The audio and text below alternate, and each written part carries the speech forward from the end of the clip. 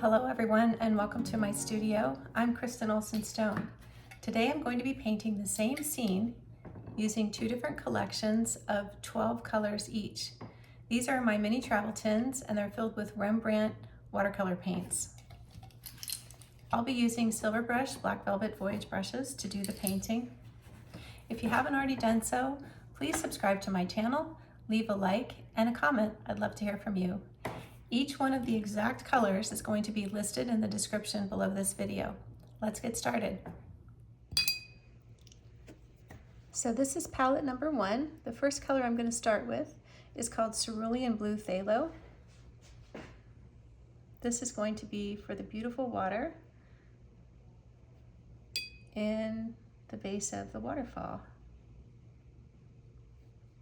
In truth, when I was there taking these pictures of Rainbow Falls, the water was pretty brown and murky, but I want it to be this beautiful blue for my painting.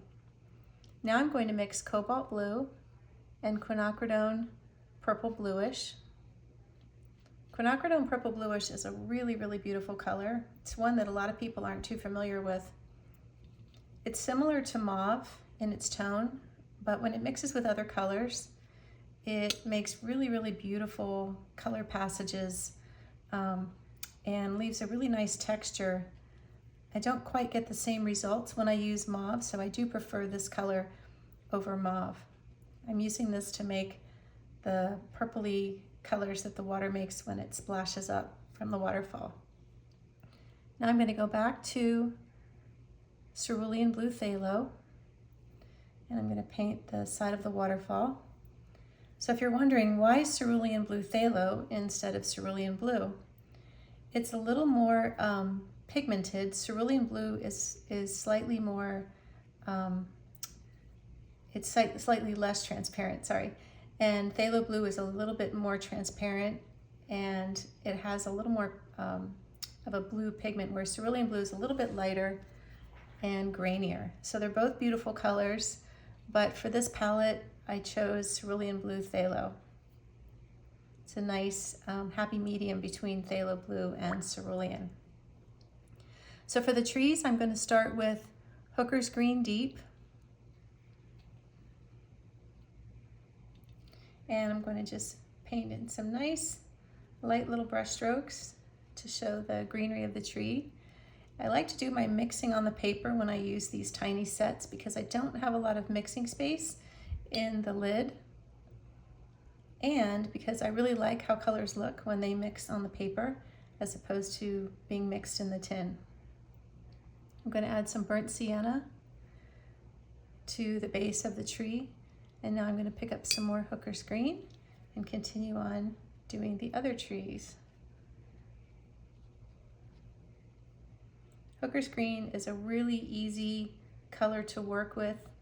It has a beautiful, rich tone, almost like pine tree green. But you do, if you're painting it, if you're using it to paint trees, you definitely do want to add some yellows or some earth tones, like burnt sienna, to it to temper it a little bit. It's not as garish a green as, say, Phthalo Green, which is what I have next to this one in my palette. But definitely if you're going to use it to paint foliage, you want to add some yellows. And it's really great to have a variety of yellow greens and bluish greens whenever you paint foliage. So I'm going to take some Cobalt blue and add that to the base of these trees to create the effect of having a little bit of shadowing underneath. And I'm going to put a little bit of foliage. I'm going to mix some cadmium lemon.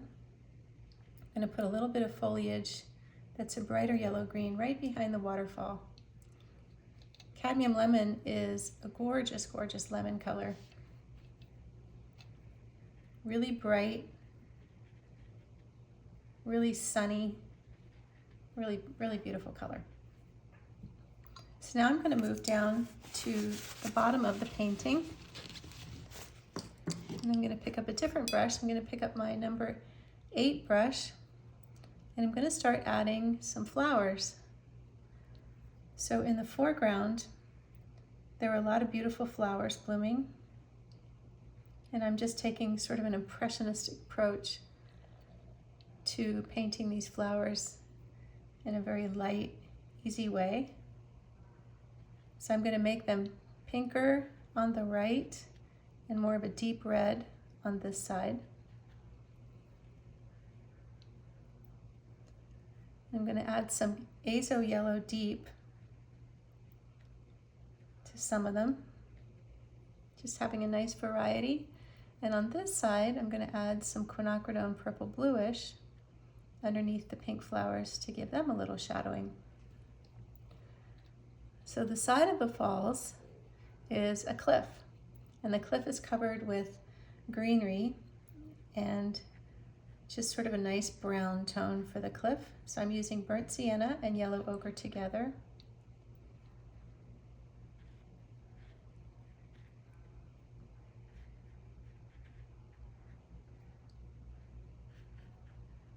Like that.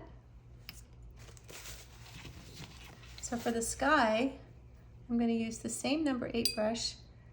Cobalt blue is my favorite color to use for skies. Ultramarine is pretty too, but I really love cobalt blue for skies.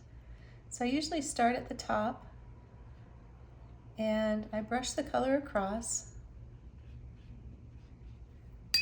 Then I rinse my brush and I come back underneath of the blue. There's not a whole lot of room for the sky today. And I just soften the edge with a little bit of water. Like that. Cobalt blue also has a nice texture when it dries. You can kind of see some of that texture in there. Now for the foliage on the cliff, I'm going to go back to Hooker's Green. Still using my number 8 brush. And I'm going to mix it with some Cadmium lemon. And just create the look of some nice, lush, jungly foliage cascading down the side of the cliff.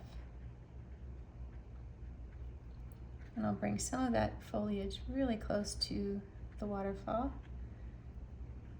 and make it a little more yellow at the top.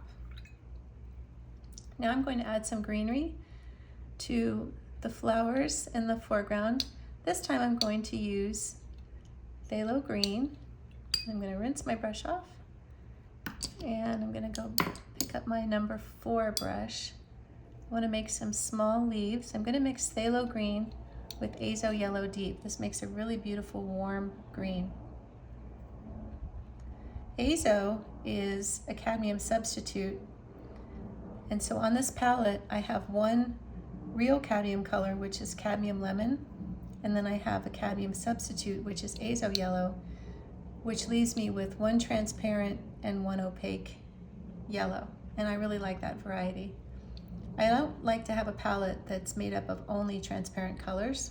I like to have a variety of transparent and semi-transparent colors. So cadmium colors are always going to be semi-transparent. I'm going to add a few more touches of yellow greenery here. Now for darks. So in this palette, I can make darks using a combination of burnt sienna and Quinacridone purple bluish and ultramarine blue deep. That makes a really nice dark. So you can make it more purplish, more brownish, or more bluish. And I'm just going to make some vertical marks underneath the foliage where it's cascading down the cliff, just to give it some dimension and texture. And I'm going to go right up next to the edge of the waterfall here on both sides and add some darks. I always like to make sure that my watercolor paintings have a nice range of values from dark to light. So I'm always sure to add some nice rich darks to my paintings. It makes the lights look lighter and more beautiful and sparkly. And it just gives the painting a nice look. I'm going to come down with this dark on this side of the foliage.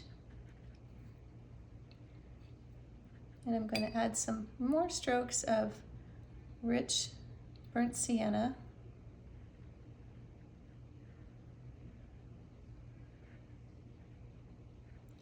This beautiful brown burnt sienna color really sets off the blue in the waterfall.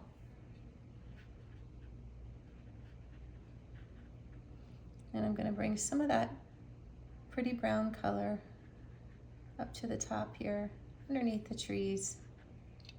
Last thing I'm going to do is paint a couple of tree trunks and branches.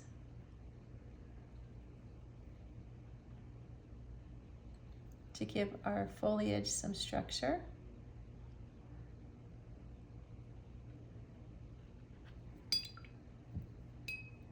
And I feel like my pink colors in the foreground here have dried a little too light, so I'm going to add a brighter pink and also a brighter red on this side.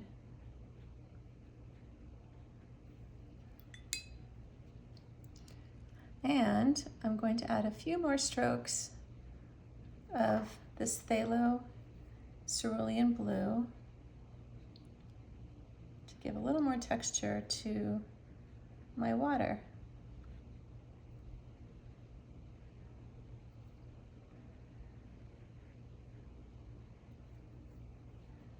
So there is painting number 1 using palette number 1. All the colors in palette number 1 are listed under palette number 1 in the description below.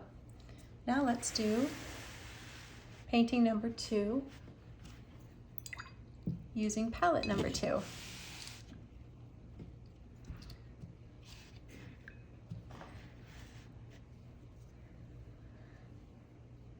So I'm going to start again with the foliage. This palette has sap green and phthalo green yellowish. So this is sap green. Sap green is another green that's fabulous for doing foliage. It's really popular with artists, and this Rembrandt sap green is gorgeous. So I'm going to start with that. And I'm going to proceed through this painting pretty much in the same way that I did the other one.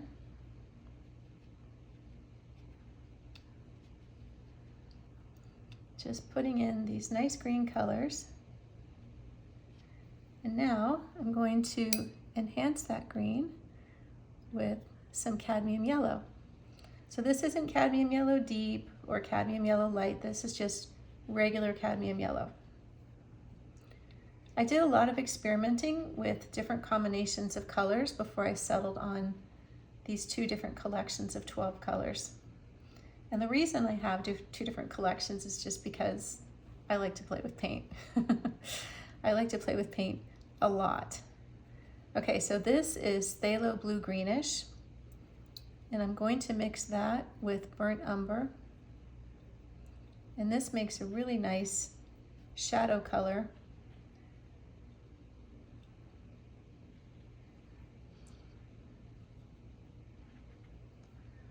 Oops, I picked up the wrong color. Okay, Pthalo blue greenish and burnt umber.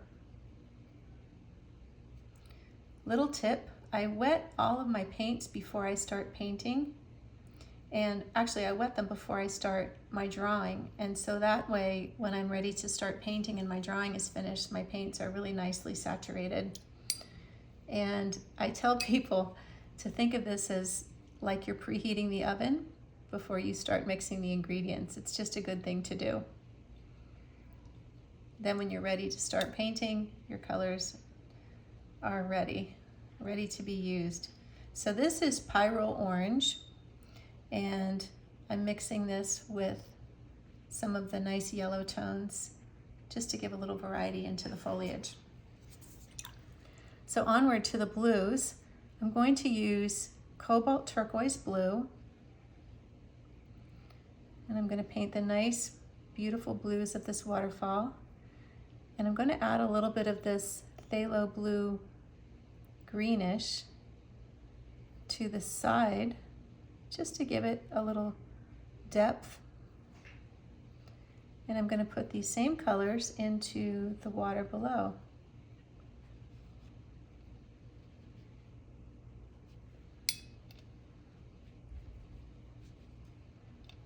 So Cobalt turquoise is a semi-transparent color. Phthalo blue greenish is very transparent.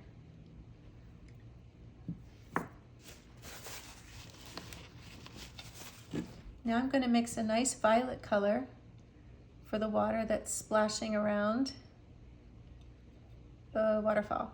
So I'm using permanent red violet and French ultramarine. This makes a really pretty violet. There are lots of colors you can use to make violets.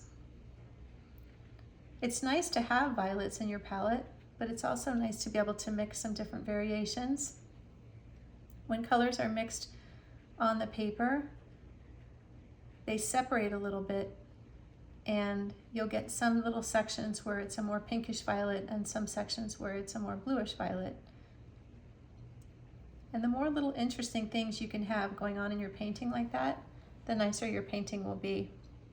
Now jumping forward, I'm going to start working on the flowers. So this is Quinacridone reddish, and I really love this quinacridone color. It's just slightly redder than quinacridone rose. And it's called quinacridone rose reddish. This is permanent red medium. And these are both transparent colors. And I just want to have a little variety of one side of flowers being more reddish and one side being more pinkish. Now I'm going to go back into the pinker side with permanent red violet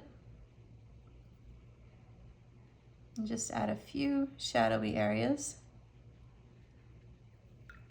And on the red side, I'm going to use permanent red violet, but I'm going to mix it with permanent red medium.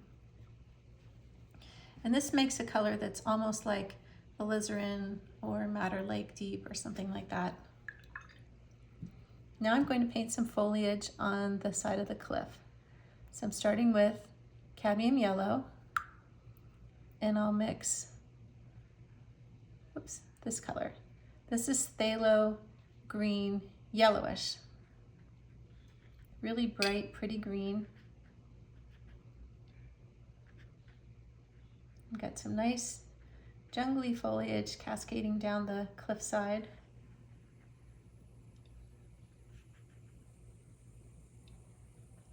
And now I'm going to paint some of the brown sections of the cliff. I'm going to go for my number 8 brush. This is burnt umber. Burnt umber is similar to burnt sienna. Burnt sienna is a little more reddish colored, and this is a little cooler.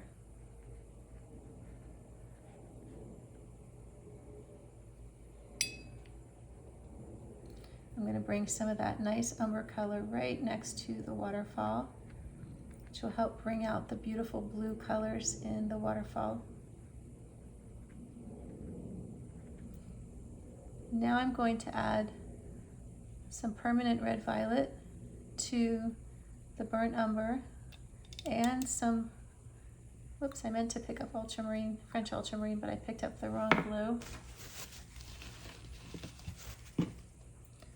So this is French ultramarine. I'm going to mix that with burnt umber and permanent red violet, and that'll give me that nice deep rich dark that I can make with this palette. Once again, just wanting to give my cliffside some nice rich dark colors. Give it depth and dimension.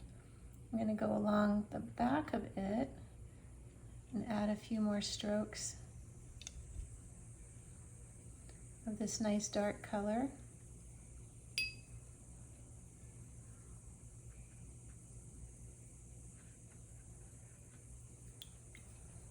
Now for some greenery in the foreground, I'm going to go to my number 4 brush, and I'm going to use both of my greens, sap green and phthalo green yellowish, And I'm going to mix sap green with Pyrole orange. So Pyrole orange is kind of similar to Azo Yellow Deep, but it's a deeper orange yellow. I tried Cadmium orange, I've tried Benzo orange, and I really love Pyrole orange. It's a fabulous color. I'm going to add some Cadmium yellow. And I'm going to go to this side. I'm going to use Phthalo green yellowish. So Phthalo green yellowish is a yellowish phthalo green, but it's still pretty bright and more green than it is yellow. So I'm going to tone it down with a little bit of yellow.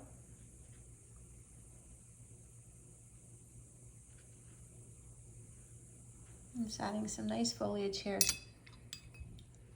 So for the sky, I'm going to use French Ultramarine by itself, and I'm going to apply it the same way that I did with the other painting. So this is French Ultramarine. I'm going to just go right across the top here. And then I'm going to rinse my brush and come down and just soften the edges a little bit.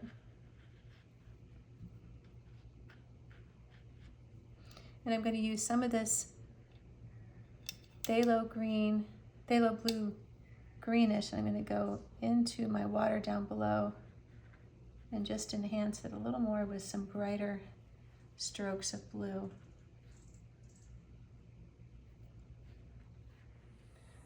So now we have painting done with palette number 1 and the painting done with palette number 2. Which one do you like better? Let me know in the comments. Thanks for watching.